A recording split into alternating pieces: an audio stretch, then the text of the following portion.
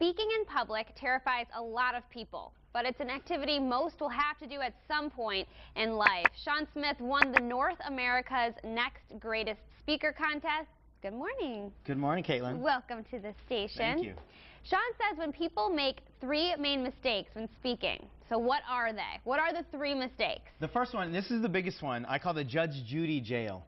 And that's when you are so focused on the judgments of your audience, right? What are they going to think about me? And if you imagine everybody in your audience literally like a Judge Judy with the gavel out, the little scowl on her face, just waiting for you to mess up or not be funny, and they go, you shouldn't be speaking.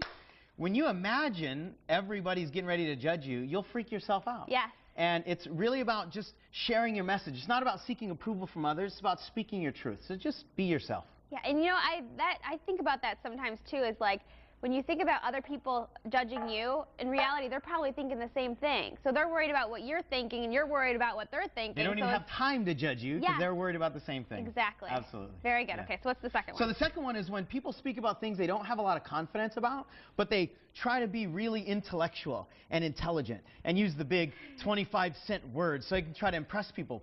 But what they're really afraid of, Caitlin, is that somebody's going to ask them a question that they can't answer. So secretly they feel a little dumb. But our audiences are not stupid. They can tell you feel dumb.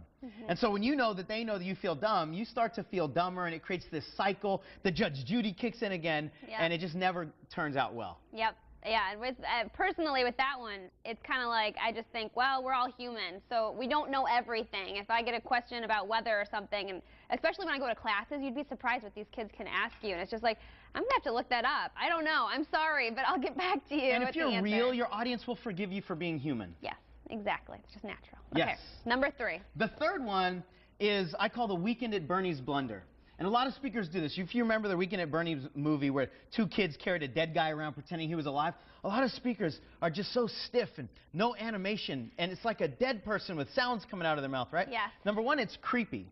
But number two, it's people want to feel alive. They want to feel energy. And so as a speaker, you've got to give them that energy first. Speaking is not about just transferring information intellectually. It's about transferring emotion energetically. And when you're in your body and out of your head, the audience is going to be engaged. Your energy is going to be contagious. You're going to have more fun. They're going to have more fun.